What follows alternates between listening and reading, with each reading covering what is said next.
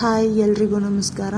ಇವಾಗ ನೀರು ದೋಸೆ ಮಾಡೋಕ್ಕೆ ನಾನು ಒಂದು ನೈಟ್ ಬಿಫೋರ್ ರೇಷನ್ ಅಕ್ಕಿನ ದೋಸೆ ಅಕ್ಕಿನ ನೆನೆ ಹಾಕಿದ್ದೆ.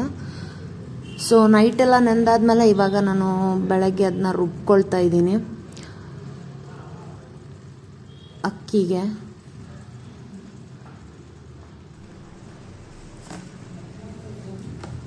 ಅಕ್ಕಿ ಹಾಕ್ಕೊಂಡು ಅದಕ್ಕೆ ಸ್ವಲ್ಪ ಕೊಬ್ಬರಿ ಹಾಕ್ಕೊಬೇಕು. ಸ್ವಲ್ಪ ಕೊಬ್ಬರಿ ಹಾಕ್ಕೊಂಡು ಸಣ್ಣಂಗೆ ರುಬ್ಕೊಬೇಕು. ರುಬ್ಕೊಂಡಾದ್ಮೇಲೆ ಸ್ವಲ್ಪ ಉಪ್ಪನ್ನು ಆ್ಯಡ್ ಮಾಡಿ ಈ ಥರ ನೀರು ಥರ ಇರೋ ಥರ ಹಿಟ್ಟನ್ನ ನೀರು ಹಾಕಿ ಕಲಿಸ್ಕೊಬೇಕಾಗತ್ತೆ. ಸೊ ಅದೇ ಗ್ಯಾಪಲ್ಲಿ ಸ್ವಲ್ಪ ಚಟ್ನಿ ಮಾಡ್ಕೊಂಬಿಡೋಣ. ಸೊ ಸ್ವಲ್ಪ ಹಸಿ ಕೊಬ್ಬರಿ ತೊಗೊಂಡಿದ್ದೀನಿ.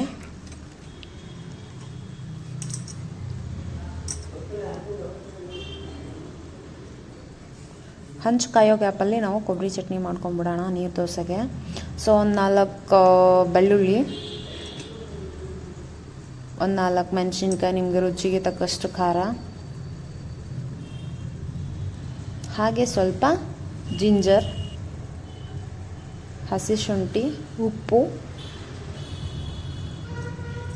ಸ್ವಲ್ಪ ಜೀರಿಗೆ,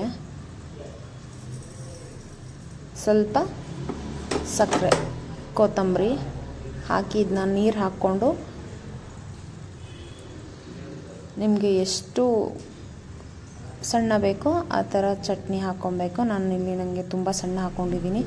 ಸೊ ಇವಾಗ ಹಂಚು ಕಾದಿದೆ, ಸ್ವಲ್ಪ ನೀರು ಹಾಕಿ ದೋಸೆನ ಹಾಕೋಣ. ಇದು ಯೂಶಲಿ ರೌಂಡ್ ಶೇಪಲ್ಲಿ ಬರಲ್ಲ ನೀರು ದೋಸೆ.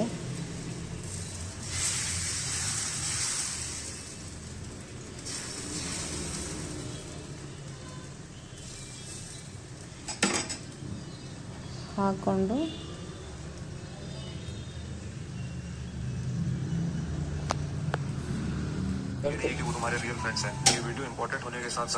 ಸೊ ಈ ಥರ ಎರಡು ಕಡೆ ಚೆನ್ನಾಗಿ ಬೇಯಿಸ್ಕೊಬೇಕು.